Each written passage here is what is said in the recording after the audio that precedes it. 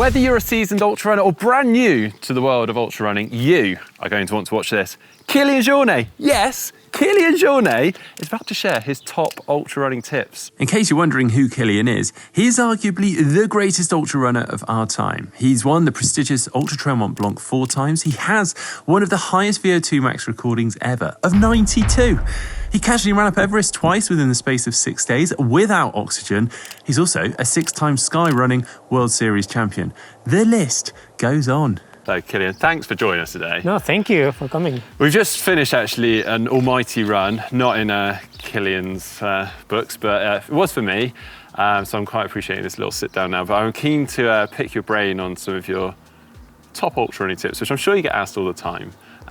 But yeah, do you have any that you could share with us? Yeah, well, first I think it's to, when we go to training, is to know that ultra running is a lot of hours. So that needs to also respond into the training. So volume will be key, I think. And volume don't need to be running specifically. You can be cycling, you can be skiing, you can be doing other endurance sports. But in general, like if we want to not fail at the last hours of an ultra, like I think volume it's key. So put the focus on that.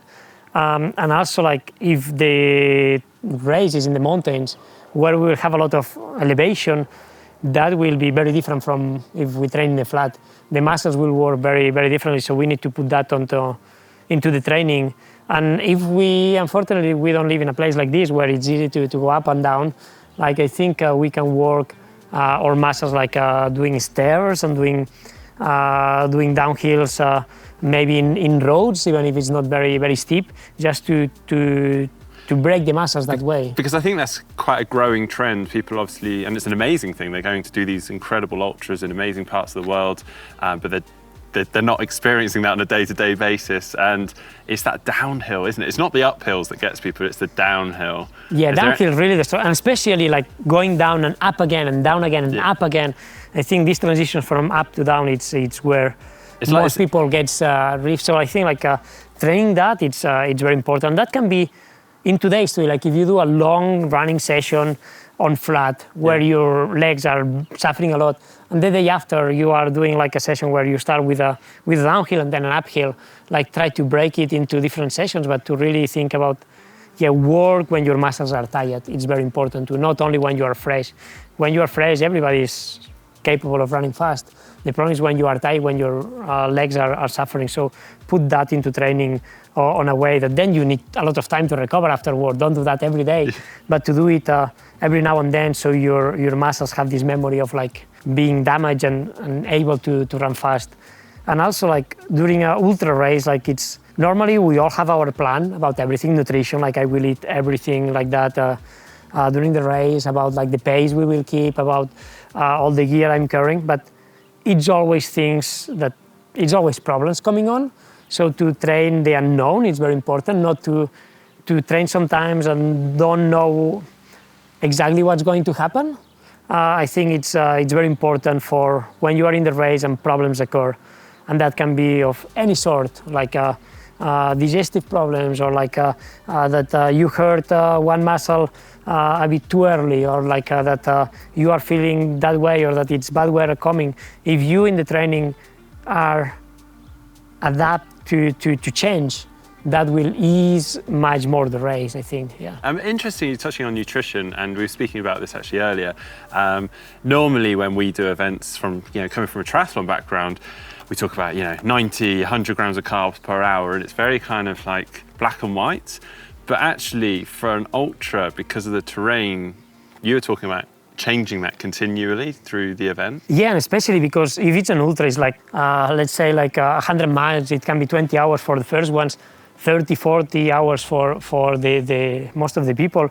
So you need to have some variation too for the gut to handle it, and just for like, mentally, because for a short race, you can be eating quite a lot, but that for the long time, it might cause some problems, especially if you are not used to it. So like to think, okay, when I need more carbs? That probably is in the harder sections, maybe in the uphills, maybe in this place that you want to push. But the rest of it, like maybe it's better to decrease the amount of carbs and to add some, it can be some fat in there, or also like the source of the food. Like you can maybe save the gels for these moments where you need very fast energy, and in an ultra, like maybe you can take boiled potatoes or boiled rice, like in moments where you want to ease down a bit the stomach and keep putting food on it. What's your go-to out of interest? Like for me, it will be very different from race to race. I think that's what it's like. If it's in altitude, the gut responds differently than if we are in low altitude. Go for dauphinoise potatoes at altitude and then mashed potato. Yeah, like but also like how many, like when it's moments that I want to really push hard in an ultra, like then I can go up to 100, 120 grams of carbs per hour. So that's mostly on gels and drink. That's good going whilst running. Like, Because running it have also, like I think the fitter you are, the more open is your metabolism, so you can put more food without any problems. The less fit you are, you need to train more the gut to handle all these intakes. But then, like in many parts of the race, on an ultra, I will take like a mix of like avocado with nuts and that more on the fat side, or like boiled potatoes also. So to keep the balance between both of them. That's really interesting, because that's kind of the part we don't always see. We see you whiz through aid stations, but it's very hard to see what's going on. So that's quite interesting. Kind of on the technical side then, because obviously all of us have watched videos of you descending super fast, attacking on uphills. Is there anything you do to kind of practice that, or is it just, for you, maybe it's hard to say because it's just years in the mountains? Yeah, probably the easiest way is like to train a lot in the mountains. Right. But I think it's ways to work, and I think like especially if you are going down to try to think it's not about the muscles all the time.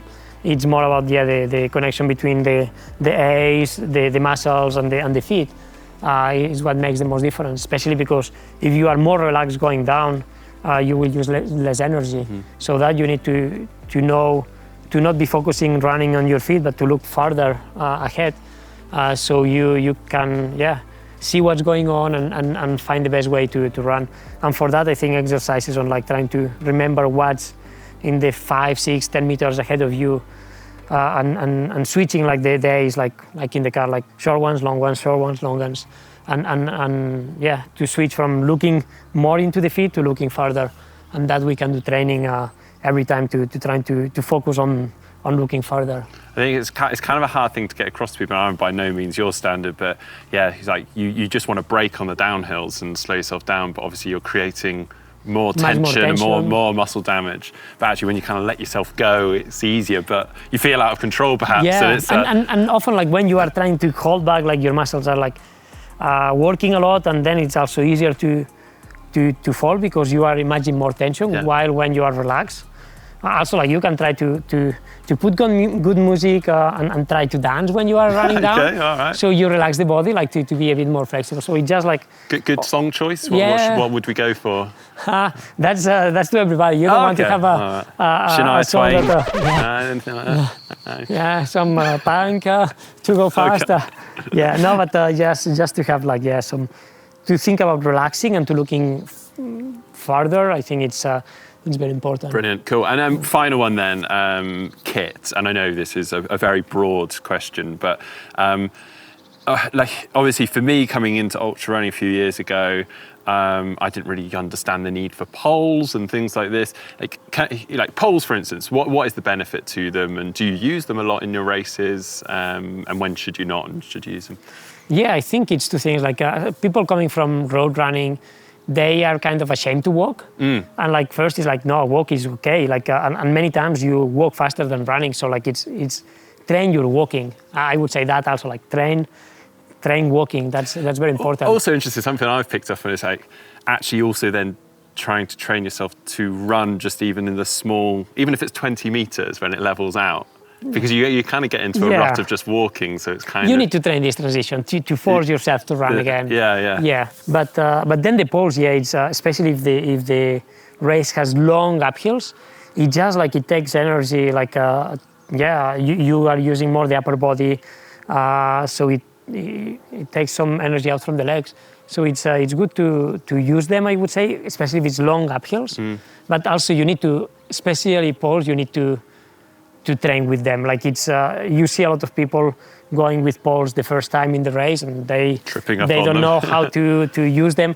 They put them like not in a good way, so they are able to push. So either you practice skiing and then you know how to use it, or you go and train like with poles to get the movement well, because if not, you will use more energy than if you are not having poles. Yeah, brilliant. And where do you normally store them, out of interest? Because there's so many different ways you can do it. I think it's to find the best. Like I often like store them just in the waist here. Oh yeah, so you got some little loops on the back there. Yeah, in the pants, but some people prefer to have them in the backpack. I think that's more like what you are used. But I think in a ultra it's mostly also like to get very used about these movements, because you will be many hours with like the poles, or like where you have the food, what kind of food you eat. So get used to all these things, because you will spend a lot of hours with that. So you need to feel very comfortable. Yeah. And especially in an ultra, like I would say the race starts halfway. Like if it's 100 miles, the first 50 miles it's just a long warm up. Like if you think that the race starts at the beginning, like you will be like completely burned at midway, and then it's impossible to finish. So like just think that you need to get to the halfway as fresh as possible, and then you will start to suffer. So like if you are very comfortable with everything, your gear, your nutrition, your pace, through like 50 miles, and then it's like, okay, let's race now. It will be much easier, and you will probably enjoy much more the ultra than if you are racing from moment one and having some uncomfort from the start. Thank you, Kilian. Some amazing tips. I've definitely taken a lot from that. Don't forget to check out our other video that's just previously come out with Kilian taking me for a little run up and down a hill behind. It didn't go very well for myself. You did well. Oh, thanks, Kilian. Good, Thanks. Well, do check that out. And if you've enjoyed today's video, please give it a thumbs up, give it a like, and see you next time.